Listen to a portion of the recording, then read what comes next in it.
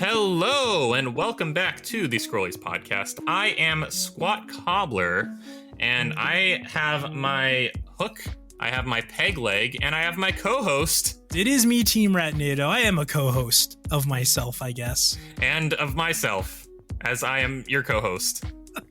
This is Scrollies, everyone. How's it going? We're back.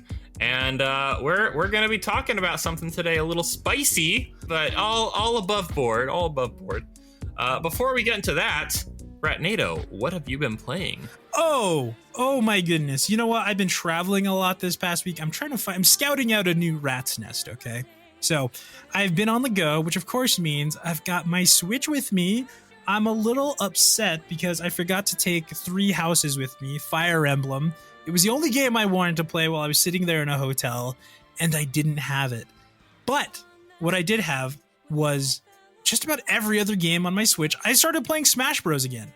Oh, wow. Back into the foray. Are you playing online? Are you playing single player? I found it was so nice to kill time with Smash Bros. That I was doing a lot of single player and just playing like all my favorite characters, all my favorite levels, and all my favorite songs. And that really was so much fun. I want to get back into online. I kind of fell out in 2019, and I just really haven't caught back up. There was a point where we played it at my office every single day, and we all got okay. I don't think I'm good. Like I always tell people, I think I'm pretty good, but to get to the next tier is like hundreds of hours of playtime. Right. Man, I feel the same way. I put a ton of time to Smash back during quarantine. As someone with 180 hours of playtime on their account, not including probably equivalent, if not more, on Payday's Switch account. I put a lot of time into Smash as well. I feel like I had a fallout with the online portion of it because its player base is as toxic as can be. Yeah. I foolishly decided to raise my GSP, and that's just asking for encountering the worst of the worst. Horrible rage quitters and cheaters and griefers. Man, that's one way to fall out of love with a game, is to just play its online like Smash. But I've had a lot of fun playing sometimes multiplayer on Twitch. Yeah. Samsonite D does that on Sundays occasionally. I think even you did some Smash on stream a few times, right? Yeah, a couple times. I think that was like that was early 2021. And I want to play against Samsonite because I heard that Mooncat beat him, which means I have a shot. Yeah, if Mooncat can beat him, anyone can beat him. Not to say anything bad about Mooncat, but I just don't think she's much of a Smash player. Well, she is a Sora player, and Sora is in Smash now, so it's a Kingdom Hearts game. That's true. And maybe it's the 14th Kingdom Hearts games that Shaxa forgot to tell us the lore of. How is Sora in Smash? It doesn't make any sense. Well, I'm calling out Samsonite D right now. I'm calling out Mooncat. 2v1, bring it. Let's go. Throw down in Midgar. Let's go. Let's go. Coming to you this Community Sunday. But yeah, no, it's a great game. I still really enjoy it. Super fun. All the DLC is great. And of course, I play as Cloud, I play as Zelda, and I got Luigi as my mains. So that was great. You got Mr. Ouija. Ouija. What about you, SqatCobblr? What you been up to? Well, scratch everything I said last week about Fallen Order taking me all summer. It's actually not that long of a game, as Cinnamon Toast has graciously warned me about in the last few days. I beat it last night. I really liked it. I'd say it's probably the best Star Wars content I've consumed in the last 10 years, for what it's worth. Yep. So not really saying too much there, but I mean, yeah, I enjoyed it thoroughly. I'm looking forward to the sequel. Yeah, I was gonna say Galaxy of Heroes, Battlefront 2, and I'm talking about all Star Wars content, Ratnado. That's what I'm saying. Even in the past 10 years, what has happened since the acquisition? Somehow Palpatine returned. Not a whole lot. A lot of retreading, but Star Wars Pinball. Oh, now there's a game. There you go. That's the originality we're looking for, folks. Yeah, Fallen Order. I beat it. Don't really have much else to say except I liked it. It was good. Yeah. It took me about 2.5 hours to beat the final boss. Wait, really? Really? Yeah. Yeah, I was struggling some. That's fair. I think that is fun about the game is like you just keep playing and you just keep dying. And I don't always love that in my Dark Souls because, whatever. But when it's Star Wars flavored, when it's Victorian times flavored, I can get behind it. You can deal. Well, Ratnado, speaking of dealing, speaking of making do with what you got, what do you do when you don't have your console handy? What do you do when you want to throw something up, but it's too antiquated? You don't have the equipment for it. You only have your computer. You only have your Retroid. Yeah, I guess you're kind of out of luck, right, Squat? Yeah, there's nothing you can do. I mean, as far as just your legal options go, I mean, you're stuck with what you have. You can only play it physically on the original hardware. Oh, wait! Wait a second. Oh, no way. Hey, look, I have a bunch of ROMs that I backed up from my own copies of games. Of course! Squat, that's genius! I can throw those into emulators. No way. Well, here's what I have to say about that. Some people might have a look at that and say, I don't know about that. I don't know if that's what I want to be doing. But here's what I'll say about the original hardware that's still out there, that's still kicking it. It belongs in a museum. Yeah, it's going the way of the dinosaur. It's going to be dug up by Indy in Indiana Jones 5. The Atari, I don't know. When does Indiana Jones 5 take place? Is it in the 70s? I think it'd be in the 70s, right? It seems like it's something like that. Could Indy be playing Atari 2600 in his newest film? Is that the point we've reached? I think it would still be a step up from Crystal Skull. Hey, I won't disagree with you there. If it started out with him playing Raiders on Atari instead of a Prairie Dog, 10 out of 10 film. Yeah. There you go. That's all you need. We've mentioned this before. We're talking about this, and I think we talked about it in the episode where we were talking about like digital legacies and, how we're going to maintain those type of things. But when it comes to emulation, I think the people that are doing that, it is a good work. It's something that we're doing to preserve history. And as I said, I like to collect original copies of things, original hardware. And but that doesn't mean that people should be denied of the experiences that old games, the old classics, all that stuff gives us. I think it's just a foregone conclusion at this point that the fans care more about these games living on into the indefinite future than the companies that actually made these games. Oh, man. Except Sega, who always gives us the best... Oh, Audio's shaking his head at me. What? He's mouthing... Oh, Sonic Origins? What do you mean? That's a great recovery of the past that everybody loves, right? They'll definitely give you those old games in a sense that's playable. Plaid rage emotes. Yeah, not quite. I mean, hey, sometimes they do a good job. Sometimes they provide a complete package. I've been playing some of the Castlevania anniversary collections, and I have no issues with how those run. I think those go pretty smoothly. Have incorporated save states and replays and all that. But I could have the same experience, if not better, just in a fan-made emulator on my computer. That's true. It's remarkable to say, but it's we've come a long way. We've come a long way with our piratecat.gifs going about their programming, going about their fine-tuning, and I'd say especially for the majority of 90s consoles, 80s consoles, emulators pretty much run flawlessly. Yeah, there is an entire market out there for making them accessible that many people enjoy. Things like the Retroid, things like there's a whole bunch of them. I think there's a lot of nostalgia for that kind of a thing and making sure that it continues to live on and not just forgetting about it. And it is pretty cool. I think it's really cool just how much everybody likes retro.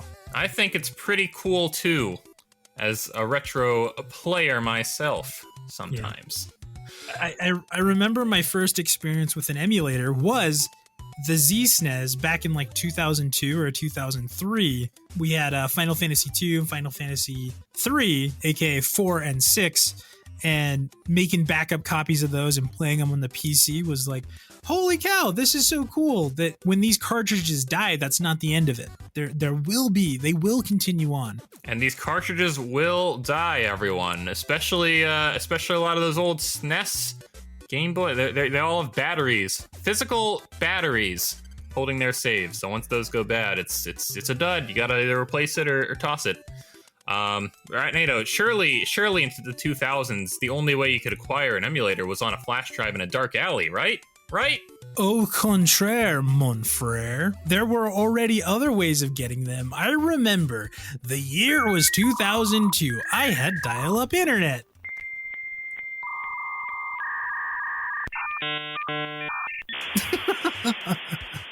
And you know what? It was quite a feeling. I don't even remember who I heard about it from, but it was like, you know, at that point, I think we'd packed up our Super Nintendo a little bit. We had our cartridges. We were playing them, and I just had a feeling that, you know, I want to keep these things with me. I don't want to lose them. And so we had those backups, and it was so cool how the emulator also kind of gave you a little bit more control of your data. You could cut out layers. You could do all these different things. You could plug in. I don't know if we had plug-in controllers, but you could have, I assume. And man, just such good memories. And even to this day, you know, I think I have a lot of those still around somewhere. Those old cartridges. Well, there you go. He still has them in his possession, folks. You know, I was a good clean-cut boy through most of the 2000s. I don't think I even knew what an emulator was, much less would I turn my eye towards such an appealing and corrupting software. But in high school, it was a different story. I had a free study hall that I spent in the library with some friends, and rather than study as was expected of us, we loaded up the school network. And on the computers there, we found an online in-browser Super Nintendo emulator with multiplayer. Oh, yeah. What did you play on that? Well, naturally, that's how I reintroduced myself to the DK Revolution. I hadn't played those games since childhood, but they were there online, so I played through them. I did boss rushes. I did full playthroughs. And we did co-op multiplayer with that. Also played some Super Metroid then. That was pretty soon after I first started playing the game on Wii U, so I was honing my skills, getting speedier and speedier for my speedy runs. Did people ever watch you play that while you were there in the school? We took great care to make sure that the eyes who we didn't want to see us playing them would not, but pretty much all our friends that came into the library, yeah, they knew that we played it. We also played Minecraft and Halo on those computers, so that network security was not up to snuff. Well, I'm just imagining you sitting there and like blank face until people like pull up enough, and then you like drop a curtain and go, "Hey, what's up? It's SqatCobblr, everybody. Today we're going to be playing some DKC2." So this would have been before the SqatCobblr name, 2014, 2015. I think I was going by my old username back then, which shall remain a mystery at this time. Those who want to dig can probably find it, but it was not SqatCobblr until 2016 in Slithery.io, another in-browser game. Not for a whole 2 years. That's how long it was, you guys. It was a long span of time, guys, from my emulator indoctrination to the SqatCobblr. You know, it's just the corrupting path just continued to spiral down. I don't want to drag away from this, but I've heard a story of a Minecraft and school and you. Minecraft and school. There were many Minecraft and schools and me stories. In economics, it was all I played. I don't know a thing about doing my taxes because I never paid attention in that class. I was just playing Minecraft on the LAN with my buddy. But this probably isn't the one you're referring to, Ratnado. You're probably talking about the incident in the library. The one where maybe we'll have to get into this one day. But SqatCobblr, you guys, he has a checkered and storied past. I was a troll, folks. I was a full-on troll. I took enjoyment out of ruining other people's fun. All right, emulation, Squat. You're kind of a master of emulation. You've helped out such notable figures who have also already been mentioned in this podcast. Samsonite D. Remember that? Remember the Samsonite D stream? The Samsonite incident, yes. Good old Sam, my very first stream with him. He was playing DKC2 blind. I was like, oh boy, I get to see this guy experiencing one of my childhood favorites for the first time. And exclamation point skill, Sam. Exclamation point skill. Save scummers tonight, and that's actually how you. Hey, I'm trying to let go my pride. I'm trying to let people play things how they please. If you need the save states to have a good time, I guess so be it. But don't go crying, Mooncat, when you save state yourself into a hole like Sam did. You see, he unfortunately had a glitch, had a corruption, had an incident, an accident go down where he save stated on a black screen in DKC2. He was pretty far into the game. I think he was in Gloomy Gulch, one of the last worlds, and he couldn't get the game to load. He kept reloading that save state, and it was just still the black screen. And he's like, oh no, when did I last save? He reset, and it was all the way back in crazy Kremlin. He lost a ton of progress, and oh boy, was he flustered? Was he worried that would be the end? But there I was. I said, wait a second, I have a complete DKC2 save on my computer, and he's playing in the same emulator I did. So I messaged him, I DM'd him, like, hey, you want my save file? And he didn't know me from any other rando anonymous chatter at that point, but he's like, yeah, sure, don't send me a virus, please. And I was like, all right, sure. Very trusting. So I sent him the save file, and shout out Slafe came in to save the day and loaded into his emulator, and sure enough, he had every level unlocked then, and he continued to play without risk of losing that progress and still save state. Hey Sam, you do what you gotta do, and hey, it brought us all to right here, so thank you for accepting my humble gift of a save file. There we go.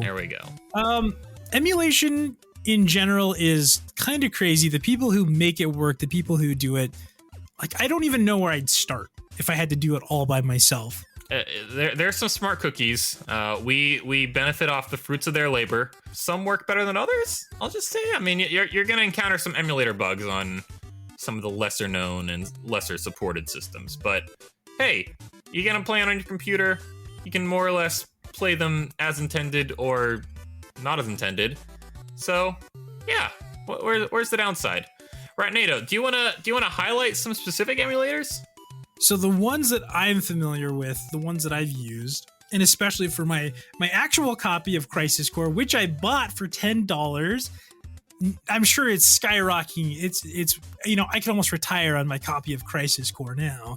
Man, what an age we live in post-COVID, when all of our dusty old retro games are worth more than they would have been brand new on store shelves. The PPSSPP emulator is incredible. I remember back in the day before Final Fantasy VII Remake came out, I replayed through it all just with my just like playing on my controller that slots in with the phone right there in between it. Oh shoot, he's got it, folks. He's got it. It's the one from the Instagram post. I found it. Yeah. This one's great. I really enjoy it.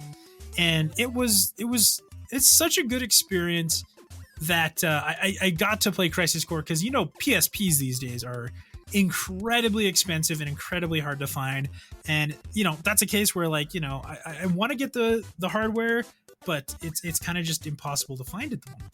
Very true. I as well have had some experience with PPSSPP. Not as much as you probably, but I played it's how I first played Castlevania Rondo of Blood. Technically it was the remake, X Chronicles, on the PSP. Right. And yeah, worked pretty smooth. Was able to up-res the textures, get it looking crisp, and played pretty flawlessly. Another PlayStation emulator, Ratnado, Duck Station. That's a fairly new one. Yes. Yeah. Everyone still wants that old one. In fact, I remember I was trying to get my PS Classic and some old emulator working, and they were just so complex, so weird, how to do all these things to actually make it work. And it was probably a day or two of me just hours of oh my gosh, how do I make this work? Truly a program to surpass Metal Gear. It was Rhapsody that I was playing for Chunky Cat. And I was like, Chunky Cat, why'd you have to pick the worst game to make work? And so I tried 4 different ways before I'm like, okay, I've got Rhapsody here. I've got my Retroid. I've got my PlayStation Classic. I've got, I didn't quite have my actual PlayStation, but I could have run over to Sports Game Guys, shout out Teo Dafa, and gotten, his original PlayStation and then spent the time doing that. But DuckStation, oh my gosh, it's so good. It works like a charm, and it's pretty new too. It came out last year, I think. Yeah. So I remember just all the emulators out there, and that one was just like, it's beautiful. It upscales really easily and really cool. And so you play these games, and it's just like kind of like a remaster. If somebody won't make a remaster, it looks about as good. It's about as much as you could hope for these days with certain releases, just an HD version of the ROM. But very nice, Ratnado, very nice. Another one I'm a big fan of, Dolphin, the GameCube Wii emulator, one of the best supported emulators on the planet. I haven't had to use one of those yet because I think I still have a GameCube or my Wii, and I can play a lot of those on there, but I think it's probably a good time to start looking into that just in case, something happens with, God forbid something happens to my Wii or my GameCube. God knows how hard it is to find a working Wii out and about in this world. I will highlight a Dolphin mod called Prime Hack. It allows you to play the Metroid Prime trilogy with keyboard and mouse controls. It's honestly the best way to play those games. Proc may disagree. He did not like the arrow keys for movement because there's some places you have to go pretty gingerly, and it's pretty much going to full tilt when you're using WASD. But aside from that, Proc will find something one way or the other. The Proc rage is real. I'm so glad he's in your Discord now, because now I can share all of his clips there instead of just DMing them to you, because I have nowhere to put them. Shout out Prokai and Lotor. Yeah. Emulators, usually the heyday of an emulator comes well after a console is retired, because that's the point where people are like, oh, I don't have the system anymore. I traded it in for whatever was next, but I want to play these games on PC. Yeah. Ratnado, what's the fastest you've ever seen an emulator developed into a playable state? Oh man, that's actually probably the Nintendo 64, yeah? Yeah. I would guess, just because I think by the time that I saw like Z-SNES or these other Super Nintendo SNES 9X or something, whatever it is, the Super Nintendo had already been out for a while by that point that those started to come out. And that was like the whole confluence between the internet age and the old way, of like pre-internet. And so N64 is probably right up there, because as soon as they started to develop, as soon as like I was probably getting into computers around 2002, 2003. And I know that they struggled a lot with those. Yeah. N64, it's built weird. It uses a very different chip than most of the 3D consoles do now, and especially at that time. In fact, the company that made them, Silicon Graphics, they don't even exist anymore. If you haven't heard of those folks, it's the same computers that made Jurassic Park and Donkey Kong Country. So bless Silicon Graphics. Silicon Graphics, rest in peace. You trailblazed the DK Revolution, so props to you there. Ratnado, the fastest emulator I've ever seen develop start to finish, and it's all because of one game, Semu, the Wii U emulator. Oh! It worked, sorta, kinda, during the console's life, but it wasn't until a certain game called Breath of the Wild came out, and the Switch emulator wasn't even in existence yet, so the only way to play it on computer was with Semu, that emulator just got ton of funding, ton of development. It basically runs perfect now. Yeah, it used to have to cache a bunch of shaders, and it would take forever when you walk through an area, so you'd walk through, it would be loading constantly, and then you'd walk through again, it would run fine.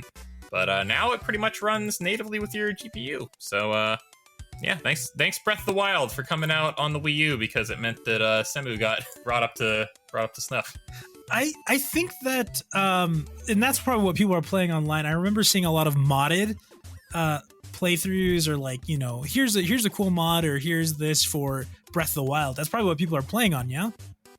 There are a ton of Breath of the Wild mods now. Second Wind is a big one that I follow. And yes, I think there is a way to put them on console, but it's a lot trickier than just loading it up in Semu. So yeah, Semu is pretty much in a quote unquote perfect state now, for the most part. And the Switch emulators, I mean, they're developing pretty fast, so I might have to eat my words and say that it's the Switch ones now, like Yuzu and the like. I haven't used them personally, but I watched Link's Awakening, and Bow Wow was invisible, so it's not exactly perfect yet.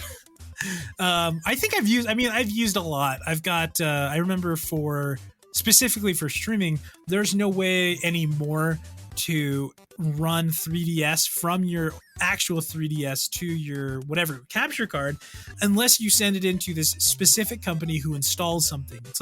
It's an actually a hard mod you have to do. Yeah. I think that original company might have gone under. I don't know if that exists anymore, but the kits out there, yeah, they're really expensive. They're about as much as, when I last checked, they're about as much as it cost to actually get a 3DS at the time, which is even more now. Yeah. But yeah, the Citra emulator 3DS pretty much runs smoothly. I was just testing it out the other day because I remember for the longest time Donkey Kong Country Returns 3D was listed as unplayable in it. And I was like, well, that's too bad because Donkey Kong Country Returns 3D had exclusive levels that weren't in the Wii version. Right. But then I loaded it up and it said perfect. Cool. I said, what? The compatibility went from unplayable to perfect.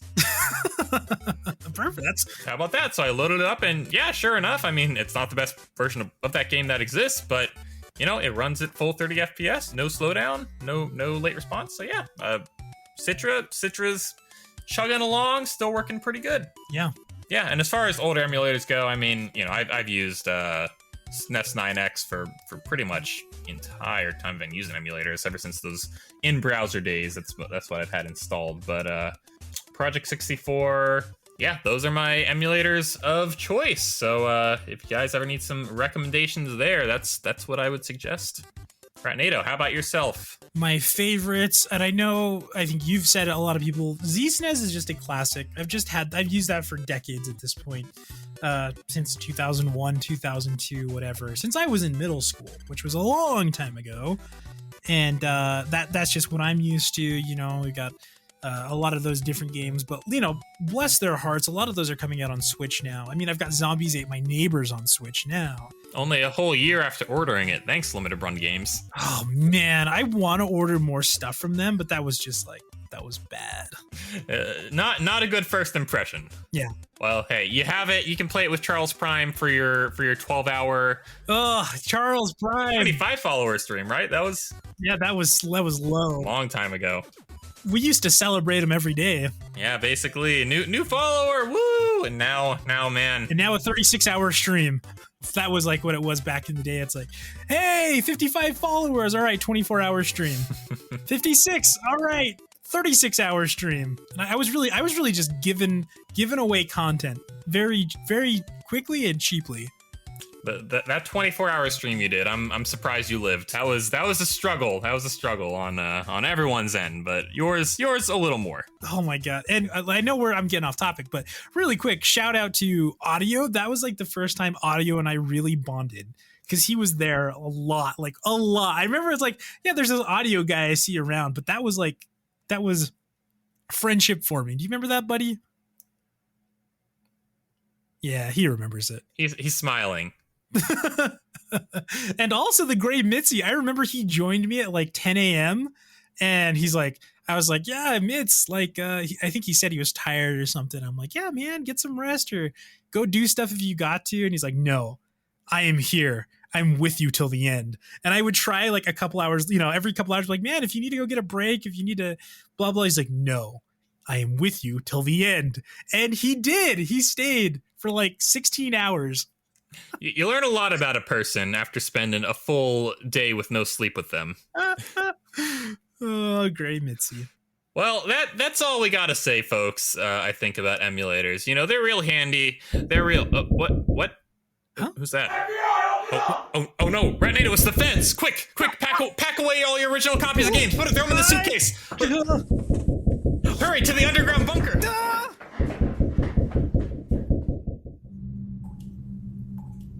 Okay, folks. Okay, hey, we're back at the Scrollies secret bunker. We're gonna be finishing up this episode here. Just catching my breath. Okay. We're in the Squirrely's dungeon right now. It's there's Yeah, it's the only safe place. Before we go, I just want to shout out Wacky Zacky, Zack J underscore 89 for leaving us a 5-star review. He said, "Good times. Fun conversational podcast. Listen to if you like discussing all aspects of video games, even covering topics like art, music, and controllers." Zach J underscore 89, you are too kind. Thank you for your continued listening and for always letting us know what you think in the Discord. It warms my heart. Thank you, Zach, for that very kind words. Thank you, Zach J as well. We appreciate that. We're actually adding your face to the wall of Scrolly's fame. You're up there. We have a bunch of newspaper clippings on the wall. Most of them we can't read here because it would make this an explicit podcast automatically. I think they're relating to Squirrelies though, not Squirrelies. So maybe we should put that on the other wall for Ratnado. Yeah. That's all we got time for today, everyone. Thank you so much, and yeah, stay safe out there, stay hidden, and yeah, don't sport your crimes out on the airwaves like we did, because then you'll have to sleep on concrete. Dude, the MREs have spoiled. Well, there's always the banana horde. I know you don't want me going in there, but we can always Don't check. delve into the banana horde. Right? Okay, all right, okay. Listen, they don't go bad if you don't look at them.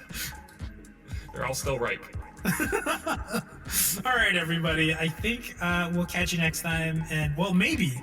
I don't know if we have good internet access out here. If it got out, we're still safe from the feds. Yeah. We'll see you next week, or if you don't hear from us, then you know what happened. If you enjoyed this episode, share a piratecat.gif. See ya. Bye.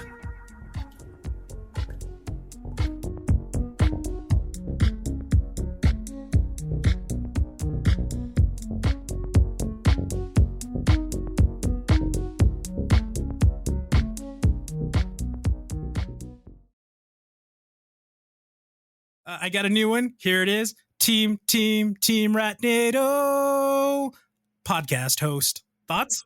That's a catchy jingle. Did you make that up yourself? All by myself. I've been writing for the entire week. I think it's pretty good. Yeah. Oh, wait.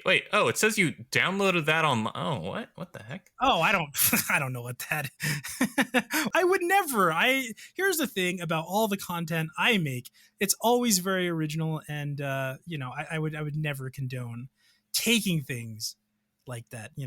There's a fine line. There's a moral line, SqatCobblr. That's right. You only take things from your own ideas and incorporate them yourself with your own equipment. Exactly, Squat. But yeah, I am Team Ratnado. It's I actually don't know where to go with that.